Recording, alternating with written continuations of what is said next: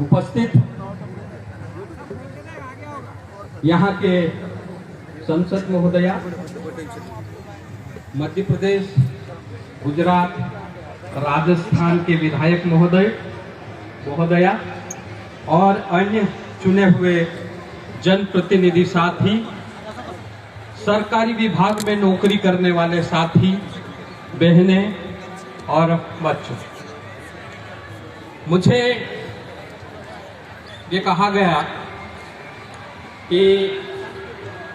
आदिवासी आंदोलन और उनके ऊपर आने वाली चुनौतियां के ऊपर बोलना। तो साथियों, जिस प्रकार से पिछले कई वर्षों से लगातार पूरे देश भर में आदिवासी आंदोलन चल रहे हैं, अलग अलग जगहों पर अलग अलग जो है मुद्दों को लेकर जो है आंदोलन चल रहे हैं, और ऐसे आंदोलन कई बार प्रदेश स्तर पर एकत्र होकर और कई बार देश स्तर पर आदिवासी एकत्र होकर देश में जो आदिवासियों के विरुद्ध में बने हुए कानून को बदलने में जो है अपनी जीत हासिल की। जैसे मैं आपको उदाहरण दिखाना चाहता हूं कि जिस प्रकार से 1996 5वीं अनुसूची के इलाके में जिस प्रकार से वो अधिकार आदिवासियों को गांव में मिलना चाहिए, जैसे हम लोग नारा लगाते हैं कामरा गांव में कामरो राज, तो ये इलाका आदिवासी का था, ये देश आदिवासी का था, तो ये देश का, इस देश के इलाके पर उन आदिवासियों का हक अधिकार रहना चाहिए था। किंतु बड़े दुख के साथ कहना पड़ता कि बाद में बारी बारी से अलग अलग लोग हमारे देश में आक्रमण करते करते आए और अलग अलग लोगों ने अलग अलग कानून हमारे ऊपर थोपे। उस कानून के तहत हम लोग पीड़ित हैं, प्रताड़ित हैं। इसीलिए जो है हम 31वां सांस्कृतिक महासम्मेलन भी कर रहे हैं। जो भारत देश की सरकार, भारत में रहने वाले जो हमसे ऊपर के लोग हैं या अलग अलग प्रदेश में जो बैठी सरकार है और वहां के जो पूंजीपति लोग हैं, उन लोगों के कारण से हमारी संस्कृति प्रभावित हुई है, हमारी परंपरा प्रभावित हुई है, हमारी भाषा प्रभावित हुई है, हमारी रीति प्रभावित हुई है। और संस्कृति रीति के बाद में जो हमारे संवैधानिक अधिकार थे, वो सारे संवैधानिक अधिकार जो है उन्होंने हमारे खत्म कर दिए। उसी संवैधानिक अधिकार को लेने को लेकर अलग अलग जगह के आदिवासी अलग अलग जगह पर लड़ रहे हैं, और उसी के साथ में देश स्तर पर आंदोलन करके अपने हक अधिकार के कानून बनवाए, जिसमें पहली बार जो कानून आया देश में वो पैसा कानून, उसके बाद में दूसरा कानून आया वन अधिकार मान्यता कानून 2006, जो कि अंग्रेज जब हमारे देश को लूटने के लिए आया था, उस समय अंग्रेजों ने हमारे जंगल छीन लिए थे, और उस जंगल को छीनने के बाद में जंगल में रहने वाले लोगों को वनवासी, अतिक्रमणकारी, चोर, डकैत, ऐसा जो है इस इलाके के मालिक को गाली देकर जो है बोलते थे। लेकिन पूरे देश के आदिवासियों ने एकत्र होकर लड़ाई करी दिल्ली में, तो उस लड़ाई का नतीजा ये था कि सरकार को मजबूर होकर देश में रहने वाले लोगों को गांव के जंगल पर पूर्ण अधिकार जो है मिला है। कई राज्यों में जहां जहां पर आंदोलन की या आदिवासियों की ताकत थी, जैसे मैं आपके महाराष्ट्र की बात करूं तो गढ़चिरोली इलाके में पूरा जो है सामुदायिक संसाधन पर सामुदायिक अधिकार है। ऐसे जो है अनेक राज्यों में जो है सामुदायिक संसाधन पर सामुदायिक अधिकार लोगों को मिला। तो उसके बाद में सूचना का अधिकार आया, उसके बाद में जो है और जो है दूसरे कानून की भी हम मांग कर रहे थे। जगह जगह पर हम 5वीं अनुसूची को लागू करने की बात कर रहे थे, और तो जहां 6ठी अनुसूची लागू है वहां पर आदिवासियों की जमीन जो है कोई नहीं लेना चाहिए। लेकिन साथियों, आप सब जानते हैं कि जब कश्मीर में कोई गैर आदिवासी नहीं घुस सकता था, लेकिन सरकार ने यह कहा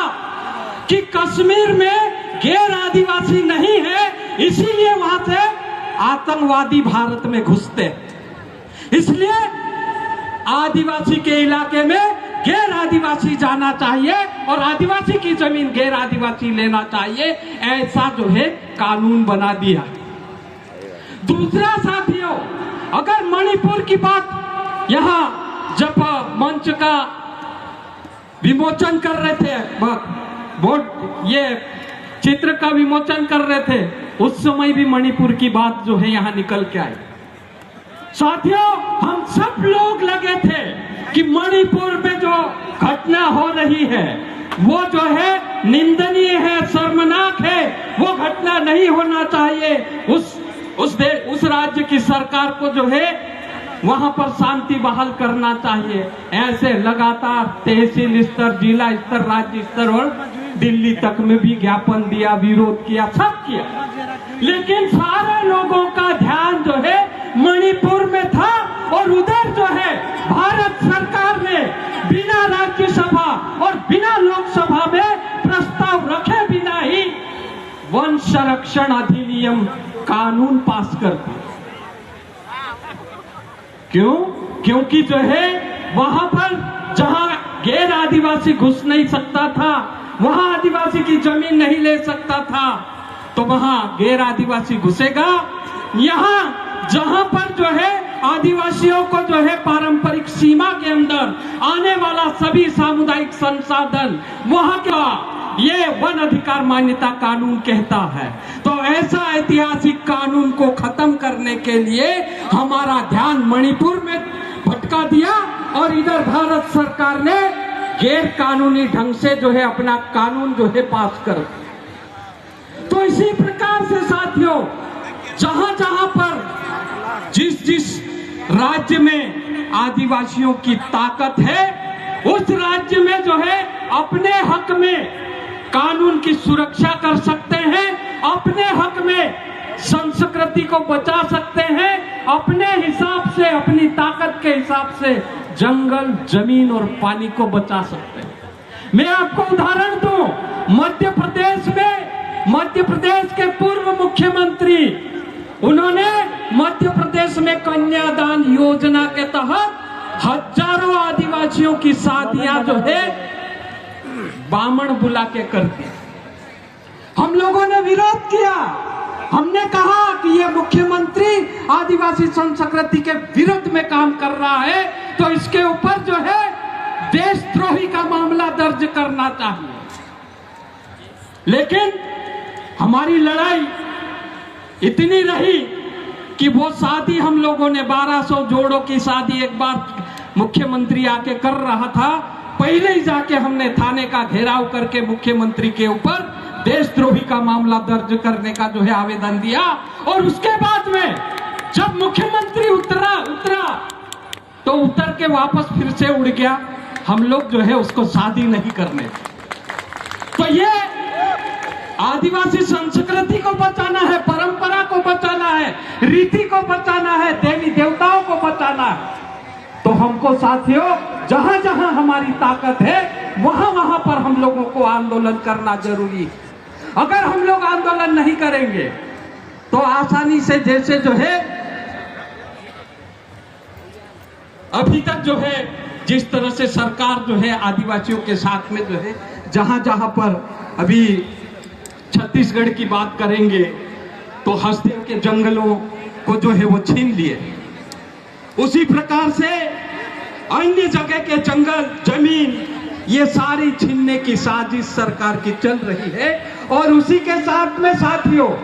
ये ऐसे खतरनाक कानून सरकार ला रही है, जहां जहां आंदोलन कर रहे हैं वहां वहां पर जो है आंदोलन को दबाने के लिए पुलिस की भर्ती हो रही है, मिलिट्री की भर्ती हो रही है, और वहीं पे जो है ऐसा खतरनाक कानून जो वन संरक्षण अधिनियम अभी जो लाया है भारत सरकार ने, उसमें जो है बीटगार्ड को आदिवासी अगर जंगल में धार धार हथियार लेकर घूमता पाया गया तो उसको गोली मारने का अधिकार। और तो और साथियों कि जिस प्रकार से अन्य अपराधों में जिस प्रकार से कोई अपराधी होता है तो पुलिस उसको पकड़ के ले जाती है, और पुलिस जो है कोर्ट में ले जाके कोर्ट में जो है अपने पक्ष में जो है गवाह पेश करता है वो आरोपी, और एक वकील भी प्रस्तुत करता है। लेकिन वन संरक्षण अधिनियम में ऐसा कोई भी प्रावधान नहीं है। वन संरक्षण अधिनियम में यह कहा गया है कि कोई भी आदिवासी या कोई भी आदिवासी के छोड़कर कोई भी आदमी अगर जंगल में धार धार हथियार लेकर घूमता पाया गया तो वो अपराधी है, और उसको जो है जेल जाना है। वो अपने पक्ष में ना तो वकील खड़ा करेगा ना अपने पक्ष में गवाह प्रस्तुत करेगा। उसी के साथ साथियों उसमें एक और प्रावधान कर दिया है कि अगर गजानन भाई वहां का जो है आंदोलनकारी है या वहां का कार्यकर्ता है तो गजानन भाई को जो है जेल पहुंचाने के लिए वहां जो है फॉरेस्ट वाला कोई भी आदिवासी या गैर आदिवासी किसी भी व्यक्ति को हाथ में दराती या कुराड़ी पकड़ा देगा और उसको पकड़ के ले आएगा और उससे कहलवा देगा, या फॉरेस्ट वाला भी लिख लेगा कि मुझे दराती लेकर जंगल में झाड़ काटने के लिए गजानन ब्राह्मण ने भेजा, तो मेरे ऊपर ऐसी खतरनाक कार्रवाई होने वाली है, और मेरे साथ में जितने भी कार्यकर्ता जो है वहां पर काम करते हैं उन कार्यकर्ताओं को फंसाने के लिए इस कानून में ये जगह छोड़ रखी है। तो साथियों ऐसे कानूनों को समझना, जानना और उसके विरुद्ध में हमको आंदोलन करना पड़ेगा, और जो हमारे पक्ष में हमारे हित में जो कानून बने हैं उन कानून को लगातार जो है प्रचार प्रसार करके जो है हमारे लोगों को उसका लाभ दिलवाने का काम करना पड़ेगा। और इसमें जो है कई बार जो है पुलिस आपको परेशान करेगी और आपको जेल भी भेजेगी, तो उसके लिए भी जो है हम दुखी ना हो। ये आंदोलन का एक रास्ता है, FIR होता है, जेल जाना पड़ता ही पड़ता है, तो ही आंदोलनकारी कहलाता है। तो इसलिए साथियों मैं आप सबसे निवेदन करता हूं कि आंदोलन करेंगे तो हर कदम पर चुनौती है, उस चुनौती को लड़ने के लिए भी हम सबको जो है तैयार होना पड़ेगा। तो खूब खूब धन्यवाद। मैं अपनी बात यही खत्म करता हूं और एक आखिरी में जाते जाते नारा लगा देता हूं, जल जंगल जमीन कोड़ी छे। बहुत सारे लोगों को जो है शायद उनकी होगी नहीं जल जंगल जमीन, इसीलिए चुपचाप जल जंगल जमीन कोड़ी छे, अरे जल जंगल जमीन कोड़ी छे, जल जंगल जमीन कोड़ी छे, हमरा गामा, हमरा गामा, हमरा गामा। खूब खूब धन्यवाद, खूब खूब धन्यवाद गजानन दादा। हम तो खूब सुनना चाहते हैं, समय सीमा होने के कारण हमें थोड़ा रोकना पड़ा, लेकिन आपका अनुभव इस आंदोलन को निश्चित ही बल देता है। हर बार आपके आंदोलन से जल जंगल जमीन से जुड़े आंदोलन देखते हैं, 5वीं अनुसूची हो, पैसा कानून हो, FRA का कानून हो, जिस तरह से आपने बात रखते हैं सरकारी अधिकारों से, हमने खूब वीडियो में और साझा किया है, और इसलिए आपका बहुत बहुत धन्यवाद। और हम आगे इस कड़ी को ले जाते हैं।